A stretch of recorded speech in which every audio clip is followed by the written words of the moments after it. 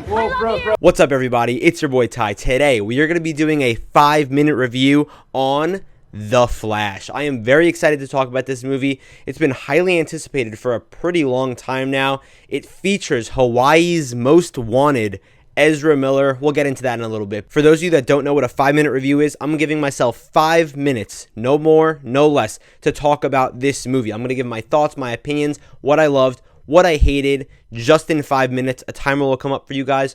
But before we get into things, I want to give the more casual DC fans, which, I'm not exactly a casual fan, but I do have some investment in the DC, universe in general. So I want to give them a little bit of background of what's been going on with the DCEU. Also, if I'm just going to be honest, I've just been dying to do a skit. So, all right. So what's been wrong with this DC universe the past decade now?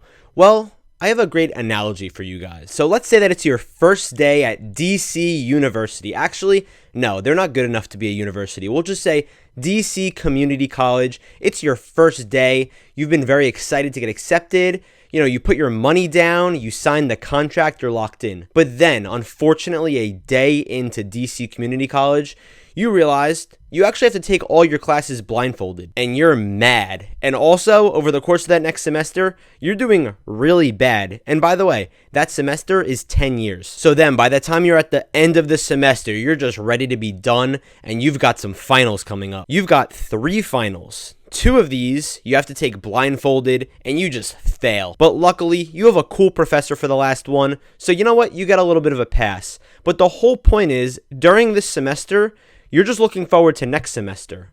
Why?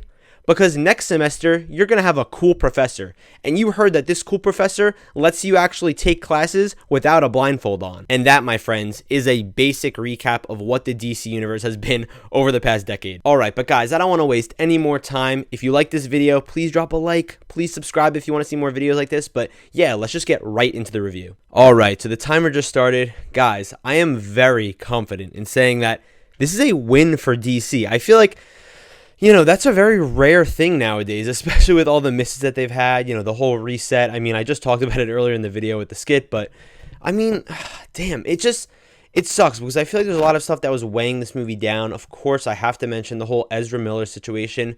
The thing is, if we're just separating the art from the artist, I'm just going to be honest here. I'm going to be truthful with my opinion, which, I can respect if you don't agree with me, but I think his performance in this movie was excellent. It really was amazing. Whether you like him or not outside the movie, his Barry Allen performance was great. And as you saw in the trailers, not a spoiler, he's playing 2 people in this, and you could tell the difference.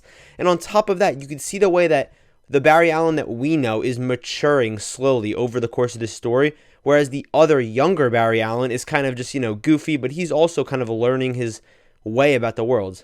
Guys, the storytelling in this film is amazing. Like, I could not believe where this plot was bouncing around, but things made sense, and it was actually very intriguing. I feel like a lot of superhero movies nowadays are very linear.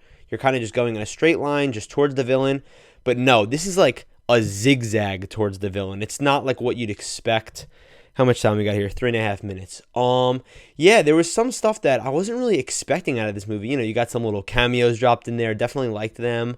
Yeah, but the thing is, for me personally, I know that this might also sound crazy, but this rendition of Barry Allen's, Flash, I'm not a comic book person, but he honestly might be my favorite DCEU character. And I know that might sound crazy to some people. What about Batman? What about Superman?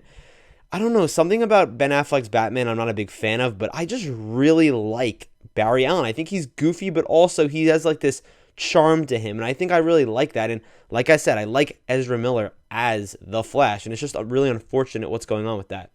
One thing I also really need to mention about this movie, I feel like this has a bad reputation, especially within the superhero movie realm of things because of how things have been lately, but this is a very funny movie. It genuinely is a very funny movie. The jokes land. They're mature jokes. They're not just trying to, impress children, whatever. No, they're adult jokes. They're cursing, whatever. They're very funny. And Ezra's performance is mostly what sells them because whenever he's playing the younger version of himself, he's kind of goofier, like I mentioned before. And then the other one's just like, bro, what are you doing? And it's just funny to see him like reflecting on what he used to be.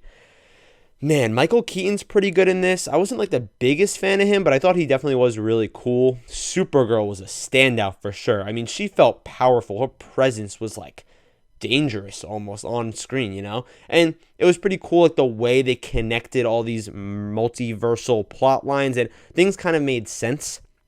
We only got a minute 45. I need to talk about what I don't like about this movie. This might be like I feel like the past few movies I've given like amazing praise, and I've, or I've just like hated them, but I really am like fair with rating stuff.